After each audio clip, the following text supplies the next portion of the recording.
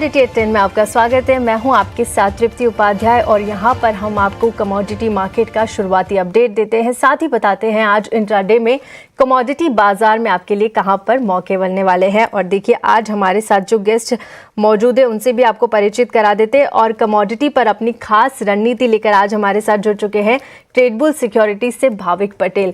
भाविक जी good morning, स्वागत है आपका कमोडिटी एट 10 में। मैं तृप्ति बात कर रही हूं और सबसे पहले आपसे सोने और चांदी का सेटअप समझेंगे, लेकिन देखिए आज फिर से हम देख रहे हैं चांदी में तेजी है। एमसीएक्स पर भाव देखिए 2.5% से ज्यादा की तेजी के साथ 2,59,603 के लेवल पे कारोबार कर रहा है। वहीं अगर हम कॉमिक्स पर भाव देखें तो देखिए यहाँ पर भी हम देख सकते हैं करीब $82 के आसपास 2.5% की तेजी के साथ चांदी में कारोबार हो रहा है। आज यूएस में काफी क्रूशियल डेटा आने वाला है और उसकी वजह से हम थोड़ा सा सीमित दायरे में कल से ही कारोबार होता हुआ देख रहे थे, लेकिन फिलहाल अच्छी तेजी नजर आ रही है। क्या करना चाहिए चांदी में इन लेवल्स पर? गुड मॉर्निंग तृप्ति जी। देखिए अब चांदी में मुझे लग रहा है कि अभी भी तेजी बरकरार है, हालांकि वॉलेटिलिटी है वो थोड़ी ज्यादा है, बट कल के जो डेटा है एटलीस्ट स्पेशली हम देखें कि रिटेल सेल्स डेटा है वो काफी वीक आया है, जिसकी वजह से हमने देखा था कि कल शाम को गोल्ड और सिल्वर दोनों में रिकवरी देखने को मिली। और आज भी अगर देखें तो जैसे आपने बताया कि क्रूशियल जॉब्स का डेटा है जो डिलेड था लास्ट फ्राइडे के बदले आज, और वो भी एक्सपेक्टेड है कि वो सॉफ्टर ही आएंगे, जिसकी वजह से और एक्सपेक्टेशन बढ़ जाती है कि आगे जाके जो मार्केट 2 रेट कट ये साल एक्सपेक्ट करे उससे शायद ज्यादा भी हो सकती है।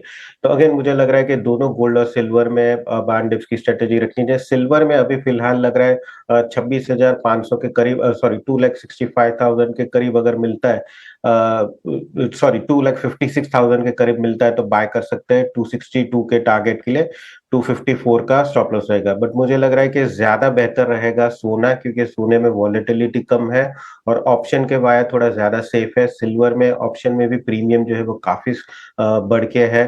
तो गोल्ड में मैं बोलूंगा 1,56,000 का जो कॉल ऑप्शन है वो बेहतर रहेगा। 4,700 के करीब बाय कर सकते हैं। 5,300 के टारगेट के लिए 4,300 का स्टॉप लॉस रहेगा। ठीक है, यहाँ पर अगर सिल्वर और गोल्ड में से कुछ पिक करना है तो आपकी सलाह रहेगी कि गोल्ड यहाँ पर ज़्यादा सेफ है। 1,56,000 के लिए आप कॉल ऑप्शन में यहाँ पर पोजीशन लीजिए। 4,700 के लेवल पे टारगेट रखिए 5,300 का और एक स्टॉप लॉस लगाइए 4,300 रुपये का। ठीक है, सोने और चांदी की बात हमने की, लेकिन अब आज कच्चे तेल में हम देख रहे हैं कि 69 ब्रेंट क्रूड में कारोबार हो रहा है। अगर एमसीएक्स की हम बात करें तो यहाँ पर भी आप देख सकते हैं कि कच्चे तेल में हल्की गिरावट ही यहाँ पर हावी होती हुई नजर आ रही है। फिलहाल तेजी है, लेकिन एक काउंटर जो लगातार गिरावट और वॉलेटाइल का शिकार हो रहा है वो है नेचुरल गैस, क्योंकि काफ़ी मॉडरेट टू वार्मर वेदर की यहाँ पर फोरकास्ट लगातार जारी है, जिसकी वजह से काफ़ी बड़े करेक्शंस भी देखने को मिल रहे हैं। कच्चे तेल को लेकर थोड़ी अनिश्चितता इसलिए भी है क्योंकि यूएस और ईरान के बीच का जो मुद्दा है वहाँ पर अभी तक कोई डिसीजन अभी नहीं आया है। लगातार बातचीत यहाँ पर चल रही है, लेकिन कोई भी डेवलपमेंट या कोई कॉन्क्रीट डिसीजन ऐसा नहीं कह सकते, जिसके चलते थोड़ा सा रेंज बाउंड दायरे में ही कारोबार होता हुआ दिख रहा है। एमसीएक्स की बात करें तो यहाँ 5,847 के लेवल पर कच्चा तेल कारोबार कर रहा है। क्या करना चाहिए इन लेवल्स पर, और क्या जो यूएस में इस हफ्ते जो क्रूशियल डेटा आने वाला है उसका इम्पैक्ट भी दिखेगा, और यूएस ईरान के बीच अगर कोई नया डेवलपमेंट होता है तो क्या लगता है आपको कौन से नए लेवल्स अब यहाँ पर कच्चे तेल में आते हुए नजर आएंगे? देखिए मार्केट तो मुझे लग रहा है कि हेडलाइन ही चेस करेंगे, वेट कर रहा है कि यूएस और ईरान के जो निगोशिएशन हो रहे हैं वो कहाँ पे जा रहा है, इधर पॉजिटिव नेगेटिव। उसकी वजह से अभी देख रहे हैं कि कच्चा तेल है वो एक सीमित दायरे में ट्रेड कर रहा है। कोई भी पॉजिटिव डेवलपमेंट आता है तो मुझे लग रहा है थोड़ा नेगेटिव रिएक्शन आ सकता है, और अगर जो टॉक्स है वो कोलैप्स हो जाते हैं तो मुझे लग रहा है अगेन रिस्क प्रीमियम जो है वो बिल्डअप होगा। अभी के लिए फिलहाल हम देखें तो कल जो इन्वेंट्री बिल्डअप हुई उसकी वजह से थोड़ा हेडविंड जरूर से कच्चे तेल में, बट जो इंटरसेप्शन है शेडो फ्लीट का वो भी टैंकर्स का बढ़ रहा है, जिसकी वजह से मुझे लग रहा है कि नीचे फ्लोर है वो भी एक बन चुका है। तो ओवरऑल एक्सपेक्टेड है कि 56 से 5900 के एक रेंज में ही अभी फिलहाल ट्रेड करेगा, जब तक कोई यूएस और ईरान के बीच की जो ट्रेड टॉक्स है उसका कुछ न्यूज नहीं आता। आज के लिए मुझे लग रहा है कोई भी डिप मिलते हैं तो अगेन बाय के ही रिकमेंडेशन देनी चाहिए। तो 5850 का जो कॉल ऑप्शन है वो थोड़ा बेहतर लग रहा है। 148 पे वो बाय कर सकते हैं 200 के टारगेट के लिए।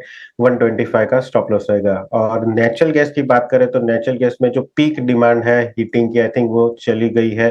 अभी यहाँ से लग रहा है कि नेचुरल गैस के प्राइसेस और करेक्ट हो गए। इनफैक्ट इंटरनेशनल मार्केट में भी देखें तो सारे आगे के कॉन्ट्रैक्ट्स बैकवर्डेशन में चल रहे हैं। जो एक्सपेक्टेशन है कि आगे जाके जो फोरकास्ट है वो लग रहा है थोड़ा वार्म ही रहेगा, जिसकी वजह से मुझे लग रहा है कि नेचुरल गैस के प्राइसेस और यहाँ से गिरावट हो सकते हैं। तो 285 का जो पुट ऑप्शन है वो नेचुरल गैस में बाय करके चल सकते हैं। 16 के करीब 20 का टारगेट रहेगा और 14 का स्टॉप लॉस रहेगा।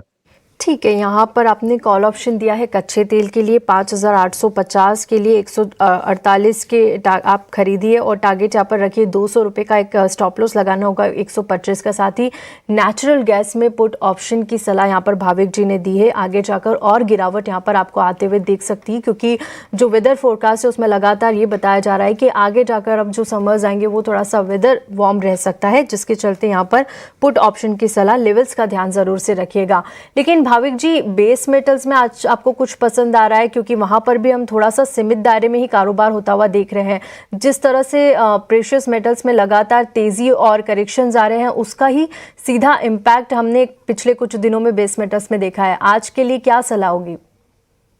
यस, लास्ट वीक के जो प्रेशियस मेटल्स में करेक्शन है उसके साथ साथ हमने बेस मेटल्स में भी करेक्शन देखी और अभी मुझे लग रहा है कि कंसोलिडेशन होगा, क्योंकि अभी नेक्स्ट वीक अगर हम देखें तो चाइना का जो मार्केट है वो न्यू ईयर के लिए कंप्लीटली शट डाउन हो जाता है। तो वो टाइम यूजुअली बेस मेटल्स के लिए डल पीरियड रहते हैं। उससे पहले ही हम देख रहे हैं कि चाइनीज बायर्स जो होते हैं वो ऑलरेडी इन्वेंट्री बिल्डअप कर लेते हैं। तो यहाँ से अभी मुझे लग रहा है कि एटलीस्ट 1 से 2 हफ्ते में जो बेस मेटल्स की मूवमेंट रहेगी वो बहुत सीमित दायरे में रहेगी। बट अगेन प्रेशियस मेटल्स के पीछे पीछे मुझे अभी भी लग रहा है कि बेस मेटल्स के फंडामेंटल्स चेंज नहीं हुए, अभी भी पॉजिटिव है। तो आई थिंक सारे बेस मेटल्स में अभी भी मुझे कॉपर जो है वो बेहतर लग रहा है। तो कॉपर 1235 के करीब बाय कर सकते हैं 1245 के टारगेट के लिए। 1228 का स्टॉप लॉस रहेगा और मेजर मुझे लग रहा है सपोर्ट कॉपर का 1200 है, उसके नीचे जाता है तो ही मुझे लग रहा है कि कन्विक्शन बाय से सेल में आ जाना चाहिए। जब तक 1200 के ऊपर है तब तक बाय की रिकमेंडेशन है। ठीक है, यहाँ पर बेस मेटल्स में कॉपर आपकी पसंद है और अगर जब तक ये 1200 के ऊपर ट्रेड कर रहा है तो यहाँ पर तेज़ी दिखेगी। 1200 के नीचे जाता है तो फिर वहाँ पर थोड़ी सी गिरावट की संभावनाएं बनती है। फिलहाल 1235 के लेवल पे आप खरीदारी करिए। 1245 का एक टारगेट यहाँ पर आपको मिलेंगे, लेकिन एक स्टॉप लॉस आपको मेंटेन करना होगा 1228 रुपये का। चलिए, तमाम कमोडिटीज़ पर हमने चर्चा की। भाविक जी, आपका बहुत बहुत शुक्रिया हमारे साथ जुड़ने के लिए और कमोडिटीज़ पर अपनी राय रखने के लिए। शुक्रिया। इसी के साथ वक्त एक छोटे से ब्रेक का, लेकिन आप कहीं मत जाइएगा। ब्रेक के बाद जल्द लौटेंगे और अपना खास सेगमेंट मार्केट के महारथी लेकर आएंगे, जहां हमारे साथ आज जुड़ेंगे मार्केट एक्सपर्ट नीरज दीवान।